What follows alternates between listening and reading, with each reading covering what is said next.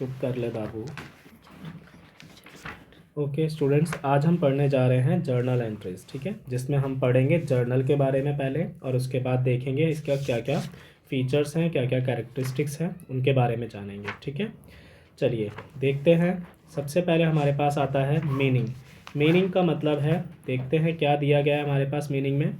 Journal is a book of primary entry और a book of original entry in which transactions are first recorded in a chronological order, ठीक है।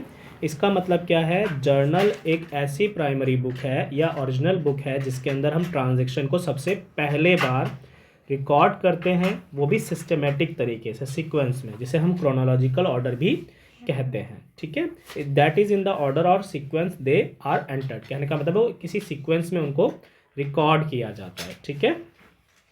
उसके बाद बात आती है, transactions are recorded in the journal book from the accounting vouchers that are prepared on the basis of source document. जो transactions होती हैं हमारी, वो रिकॉर्ड होती है जर्नल बुक में, जैसा कि आपको बताया गया था। कहाँ से आते हैं ये सारी की ट्रांजेक्शन रिकॉर्ड करने के लिए? जो हमारे एविडेंस होते हैं, जैसे कि अकाउंटिंग वाउचर्स हो गए, इनसे हम क्या बनाते हैं, जिन्हें हम सोर्स ऑफ डॉक्यूमेंट बोलते हैं। इनके बेस पर हम क्या करते हैं, जर्नल को प्रिपेयर करते हैं, ठीक है। हमारे सोर्स ऑफ डॉक्यूमेंट में हमारे पास और भी होते हैं, कैश मेमो हो गया, इनवॉइस परचेज हो गया, बिल्स एक्सेट्रा, ये सारी चीज़ें आती हैं। आगे चलते हैं, कैरेक्टरिस्टिक्स के बारे में जानते हैं और फीचर्स ऑफ ए जर्नल क्या होते हैं।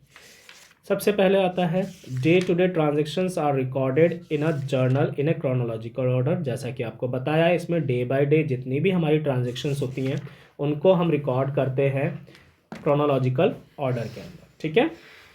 अगला पॉइंट आता है हमारे पास, इसमें देखेंगे, it is a book of original entry. जैसा कि आपको बताया, ये सबसे पहली एंट्री होती है, ओरिजिनल एंट्री होती है, जिसके अंदर हम ट्रांजैक्शन को रिकॉर्ड करते हैं लेजर में पोस्ट करने से पहले। लेजर में पोस्ट करने से पहले हम जर्नल में ट्रांसफ़र करते हैं, ठीक है।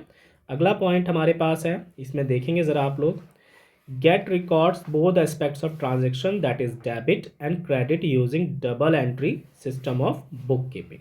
इसके अंदर हम दोनों एस्पेक्ट्स पे ध्यान देते हैं, डेबिट और क्रेडिट, क्योंकि एक ट्रांजैक्शन हमारी डेबिट होती है और दूसरे साथ में उसके हमारे पास क्रेडिट की ट्रांजैक्शन भी की जाती है, इसलिए इसको हम डबल एंट्री सिस्टम भी कहते हैं, ठीक है।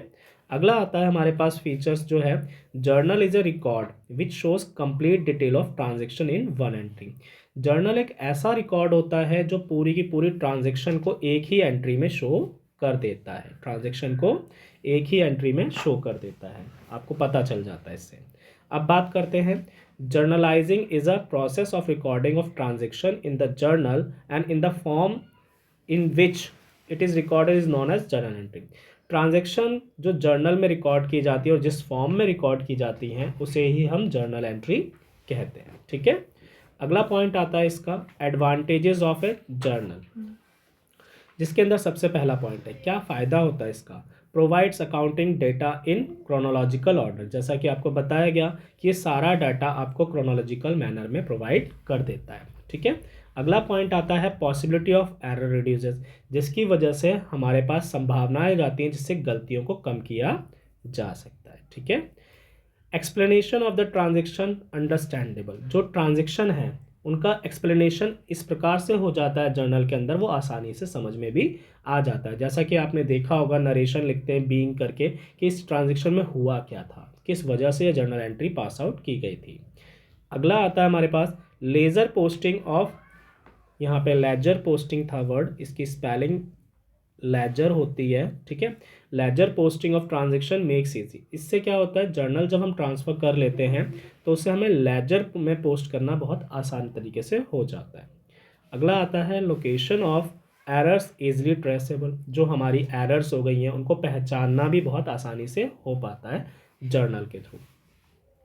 अब बात करते हैं स्टूडेंट्स, लिमिटेशंस ऑफ जर्नल की। लिमिटेशंस क्या होती हैं, सीमाएं क्या होती हैं, उनके बारे में। Not suitable for large volume of transaction, बहुत ज़्यादा अगर ट्रांजेक्शन है तो इसको रिकॉर्ड करना थोड़ा मुश्किल हो जाता है, क्योंकि इससे तो आपका बल्क से बहुत सारे पेजेस भर जाएंगे। अगर आप मैनुअली रिकॉर्ड करोगे तो बहुत सारी लाइन में ट्रांजेक्शन भी हो जाएंगी, अगर बहुत ज़्यादा ट्रांजेक्शन की गई हैं तो इसके फिर हर एक का लेजर पोस्ट करना भी बहुत भारी पड़ जाता है फिर इस तरीके से, ठीक है। तो सूटेबल नहीं होता बड़े वॉल्यूम के लिए, ज़्यादा के लिए। Cash balance is not reveal, इसके अंदर हमें कैश बैलेंस के बारे में नहीं पता चलता, सिर्फ डेबिट बैलेंस और क्रेडिट बैलेंस ही हमारे पास आते हैं।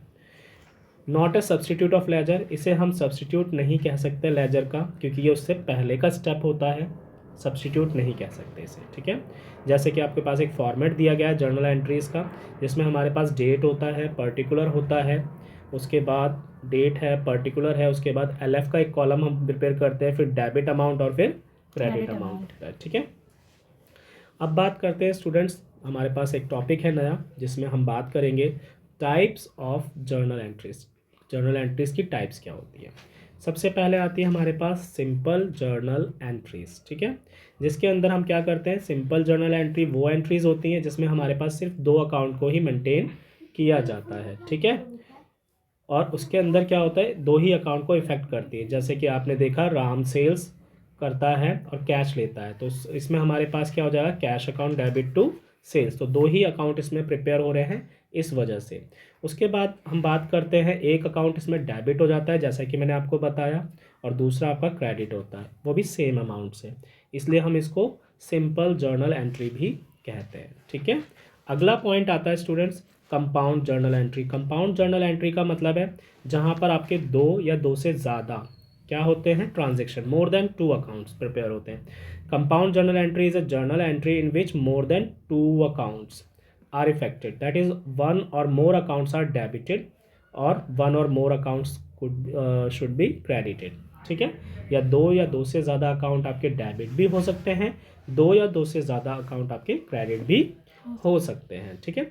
फॉर एग्जाम्पल बात करते हैं हम लोग, a sale of ₹5,000 is made to Satish, जैसे कि अभी मैंने आपको बताया कि हमने सेल किया 5,000 रुपये का सामान सतीश को। It is discharge by Satish by paying 2,000 cash and balance to be paid letter.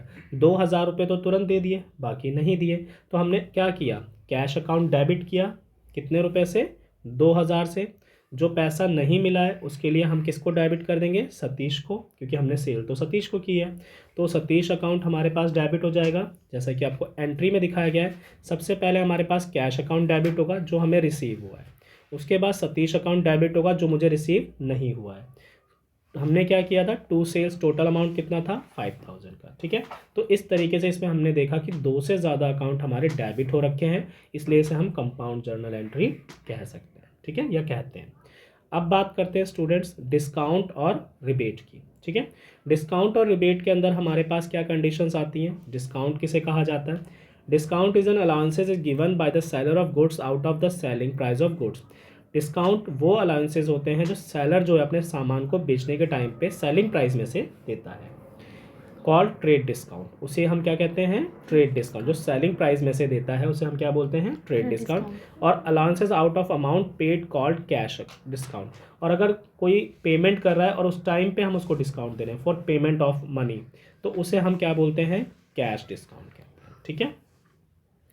अगला पॉइंट आता है हमारे पास इसमें रिबेट। रिबेट की बात करते हैं तो यहाँ पे हमारे पास है on the other hand is reduce in value of goods. जब किसी भी गुड्स की वैल्यूएशन अपने आप ही कम हो जाती है टाइम के अकॉर्डिंग या ख़राबी होने की वजह से, तो उसे हम रिबेट पे सोल्ड आउट कर देते हैं, थोड़े कम रेट पे, कम पैसों में उसे सोल्ड करते हैं।